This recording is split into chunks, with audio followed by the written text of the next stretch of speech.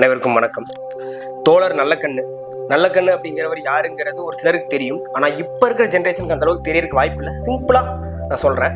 நல்லக்கண்ணு அப்படிங்கிறவர் 15 வயசுலேயே விடுதலை போராட்டத்தில் கலந்துக்கிட்டவர். 16 வயசுக்கு மேலேயே அவருக்கு அந்த கம்யூனிஸ்ட் கொள்கை மேலே ஒரு நல்ல ஆர்வம் ஏற்படுது. அதனால் அதை சேரவும் செய்கிறாரு.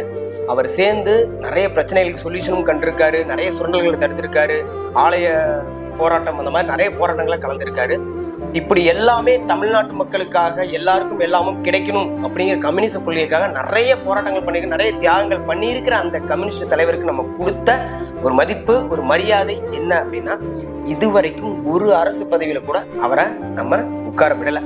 எல்லா அரசு பதவியிலும் நம்ம தோற்கடிச்சிருக்கோம் அப்படிங்கிறது மிகவும் பெருமைக்குரிய ஒரு விஷயம்தான். அப்படிதானே? சரி, ஓகே. நல்லக்கண்ணு ஐயாவோட பீப்புள் மைண்டர்ஸோட அனுபவம் இப்போ அதைத்தான் நான் ஷேர் பண்ண போகிறேன். நாங்கள் சென்னை போயிருக்கும்போது நல்லக்கண்ணு ஐயாவை பார்க்கணும் அப்படிங்கிறதுக்காக ரொம்ப ரிஸ்க் எடுத்து அந்த ஏரியாவை கண்டுபிடிச்சி போயிட்டோம். நந்தனம் தான் அப்படின்னு சொல்லிட்டு ஒரு அண்ணா ஒருத்தர் மூலமாக நாங்கள் கேட்டு போயிட்டோம். நாங்கள் அந்த வீட்டுக்கு போய் கிட்டி பார்க்கும்போது ஒருத்தர் முண்டாஸ் பனியன் மாதிரி பனியன் போட்டு சும்மா அப்படியே தாடியெல்லாம் சேவெல்லாம் இது பண்ணாமல் அப்படியே நிற்கிறாரு. இப்போது சிவா கேட்குறாப்புல, பாலாஜி இவரா அப்படின்னு கேட்குறாப்புல. ஆக்சுவலாக நான் நிறைய இடத்துல அந்த ஃபோட்டோ பார்த்தேன். ஆமாம், அவர் தான்டா சிவா அப்படிங்கிறேன். ஆனால் ரொம்ப சிம்பிளாக இருக்கார். அவர் நம்ம சொல்லவே முடியாது, இவ்வளோ பெரிய தலைவர், இவ்வளோ எத்தனையோ பேரை பார்த்தவங்க, இப்படி இருக்காரா அப்படிங்கிற மாதிரி எங்களுக்கே ஒரு ஷாக்கிங்காக தான் இருந்துச்சு. நாங்கள் போனோம், பார்த்தோன்னே நல்லக்கண்ணையை பார்க்கணும்னு சொல்லிட்டு நாங்கள் வந்தோம்னு சொல்லிட்டு அவர் அசிஸ்டண்ட்டை சொன்னோன்னே உள்ளே கூப்பிட்டு போனாங்க. எதுவுமே யார் என்னங்கிறதெல்லாம் செகண்டரி தான். முதல்ல கூப்பிட்டு போய் உள்ளே உட்கார வச்சாங்க. ஐயாவும் நாங்களும் ஆப்போசிட்டில் உட்காந்துருக்கோம். உடனே வந்துட்டாங்க. டிலேயெல்லாம் எதுவும் பண்ணல. உடனே வந்தாங்க. உள்ளே போனோம் உட்காந்துட்டாங்க. உட்கார்ந்த உடனே எங்களை பற்றி விசாரிக்கிறாங்க. நீங்கள் யார், உங்கள் பேர் என்ன அப்படிங்கிறலாம் கேட்டாங்க. நாங்கள் சொன்னோம், அதாவது இந்த தலைமுறையில் இப்படி ஒரு எளிமையான ஒரு மனிதரை பார்க்கறது அப்படிங்கிறது ரொம்ப சிரமம். உங்களை பார்க்கறது ரொம்ப சந்தோஷங்க ஐயா. காமராஜர் காலத்துலலாம் நம்ம இல்லை, ஆனால் இந்த டைமில் இந்த மாதிரி ஒருத்தரை பார்க்கறது எனக்கு சந்தோஷம் சொல்லிட்டு அவர்கிட்ட பேசிகிட்டு இருந்தோம்.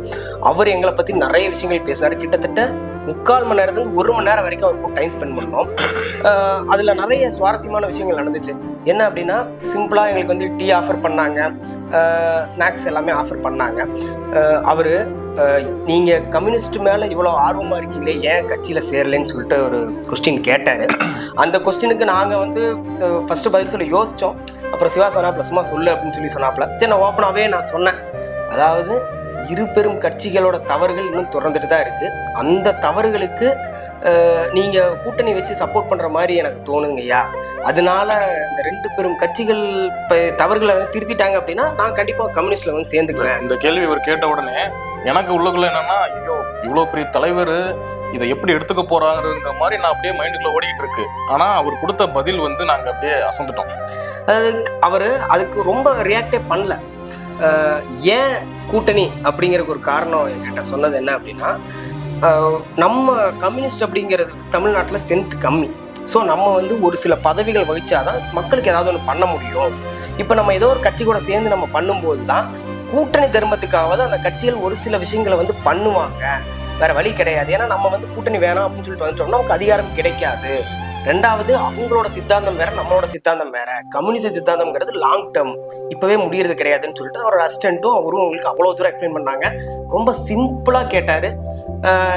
அதாவது நம்ம பேர்ல இருந்து கடைசியில் நீங்கள் என்ன பண்ணுறீங்கிறது வரைக்கும் அவர் எந்த இடத்துலையும் கூட ஒரு இடத்துல கூட ஸ்லிப் ஆகாமல் அவ்வளோ கேள்வியும் பொறுமையாக கேட்டார். எங்களுக்கு ஒரு புத்தகம் ஒன்று பரிசு கொடுத்தாரு.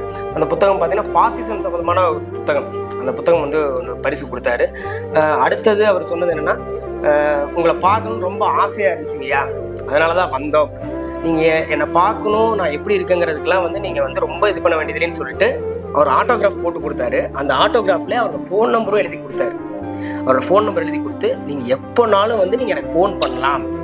நல்லா கேட்டுக்குங்க, நல்லக்கண்ணு ஐயா எவ்வளோ பெரிய தலைவர், எந்த ஒரு இதுவுமே இல்லாமல் அவரோட பர்சனல் நம்பர் கொடுத்தாரு. அவர் பர்சனல் நம்பரு, அவரோட ஃபோன் ஐஃபோனோ ஆண்ட்ராய்டு எதுவுமே கிடையாது, நார்மல் ஒரு பட்டன் ஃபோன்.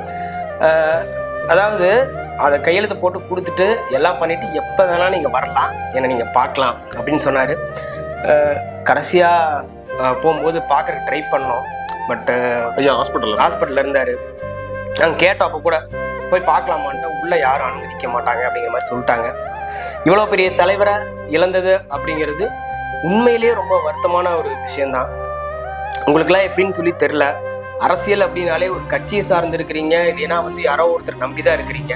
அரசியல் அப்படிங்கிறது பொதுவான ஒரு விஷயம் அப்படிங்கிறது நம்ம இவரை மாதிரி ஆட்கள் தோக்க வச்சோம் பார்த்தீங்களா, அதோட விளைவு தான் இப்போ நம்ம சந்திச்சுட்டு இருக்கோம் அப்படிங்கிறதான் வந்து எங்களோட ஒரு ஒப்பீனியன்.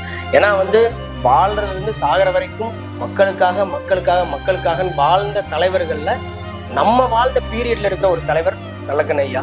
இன்னைக்கு அவர் நம்ம கூட இல்லை, அவர் ஆத்மா சாந்தி அடையணும் அப்படின்னு சொல்லிட்டு அவரை பற்றி பேசுறதுக்கான ஒரு வாய்ப்பை வந்து எங்களுக்கு ஏற்படுத்தி கொடுத்த ஐயா அவர்களுக்கு நன்றியும் தெரிவிச்சுக்கிறோம்.